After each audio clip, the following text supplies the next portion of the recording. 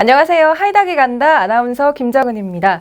오늘부터 4편의 영상에 걸쳐서 당뇨병과 관련해 살펴볼 예정인데요. 부산대병원의 김상수 교수님 모셨습니다. 교수님 안녕하세요. 안녕하십니까. 네, 교수님 1편에서는 당뇨병의 진단 기준이라고 할 수 있는 공복혈당과 식후혈당 그리고 당화혈색소에 대해서 살펴보겠습니다. 먼저 당뇨병을 진단하는 데 있어서 공복혈당과 식후혈당을 측정하는 이유가 무엇일까요? 우선 혈당이란 걸 먼저 좀 알아야 될 것 같습니다. 혈당이란 게 나쁜 게 아니고 우리 몸에 여러 세포나 특히 뇌에서 쓰는 영양소인데요. 네. 우리가 음식을 섭취, 특히 탄수화물을 먹게 되면 그게 분해되어서 혈액으로 이제 들어가서 혈당이라고 부르게 되고 네. 그 혈당이 세포나 뇌에 들어가서 에너지원으로 사용이 되게 됩니다. 즉 음식을 먹고 혈당이 올라가게 된다.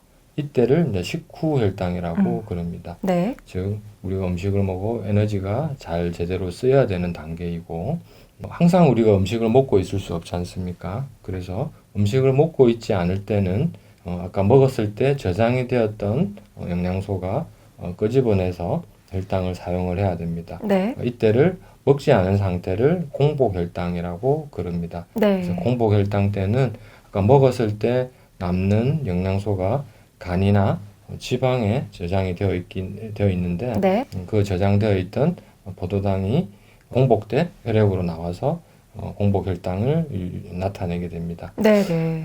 당뇨병 때는 공복혈당과 식후혈당을 각각 진단 기준을 잡는데 네.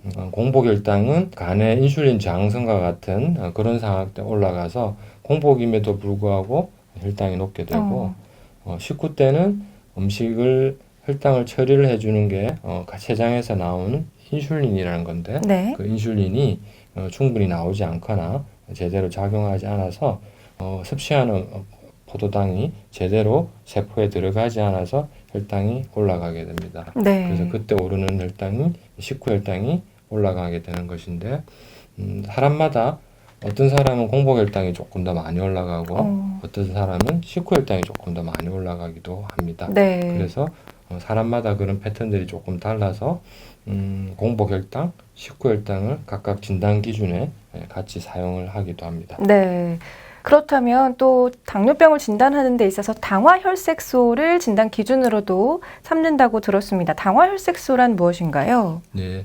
혈당이라는 게 아까 말씀드렸듯이 공복과 식후 때 혈당이 들쑥날쑥 끓이지 않습니까? 하루 중에도 그 들쑥날쑥 끓음이 상당히 다양한데 당화혈색소라 하는 것은 그 혈당의 평균적인 혈당을 알려줍니다. 네. 이라 하면 혈액 속에 적혈구가 있고 그 적혈구에 포도당이 갖다 들러붙는데 적혈구의 수명이 대체로 2개월에서 3개월 정도 되기 때문에 네.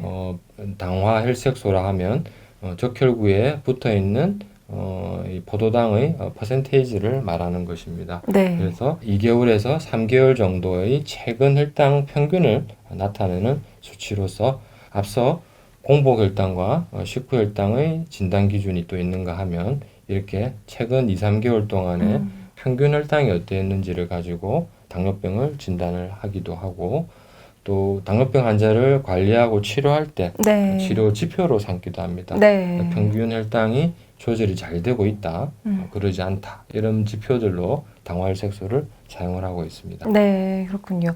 그래서 결국은 공복혈당과 식후혈당 그리고 당화혈색소 이렇게 세 가지로 당뇨병을 진단할 수 있다는 말씀이신데 네. 그런데 교수님 혈당이 그렇게 높지 않은데 당화혈색소가 높은 경우도 있다고 들었습니다. 그런 경우는 어떤 경우인가요? 네, 그렇죠.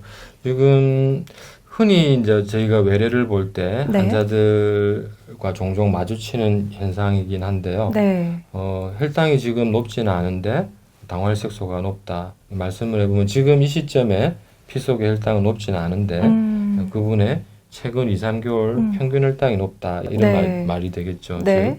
즉 최근 2, 3개월 동안에 혈당 조절을 잘 하지 않고 있다가 외래 보러 오는 시점에 혈당을 이 젊은 의사가 또 이 혈당 조절 못한다고 뭐라도 하고 하는 좀 신경을 씁니다. 그래서 혈당을 최근 이제 병원 진료하기 전에 조금 덜 먹고 온다든지 아니면 이제 며칠 동안의 관리는 조금 잘해서 병원을 찾아오면 지금 이 시점의 혈당은 비교적 조절이 잘 되는 듯 낮아 보이는데 네. 최근 2, 3개월 평균 혈당은 조금 높은, 즉 일치가 되지 않는 현상들을 종종 보기도 하고 네. 반대로 지금 혈당은 높은데 평균 혈당이 조금 낮게 나오는 분들이 있습니다. 네네. 이런 경우는 평소에 관리를 잘 해오셨는데 오늘 아니면 최근 며칠 혈당 조절을 못해서 혈당이 올라가 있는 경우들도 있을 수 있겠습니다. 네. 그러면 그런 경우에는 이렇게 차이가 나는 경우에는 어떤 거에 더 중점을 두고 치료를 하시나요? 어찌 보면 한 가지를 뽑으라면 당화혈색소를 얘기를 합니다. 네. 왜냐하면 그분의 평균 혈당이라고 하는 것들의 어떤 잣대가 중요하죠. 네네. 학생들 저희가 이제 시험을 칠 때도 뭐 중간고사, 기말고사 이런 게 있지 네. 않습니까?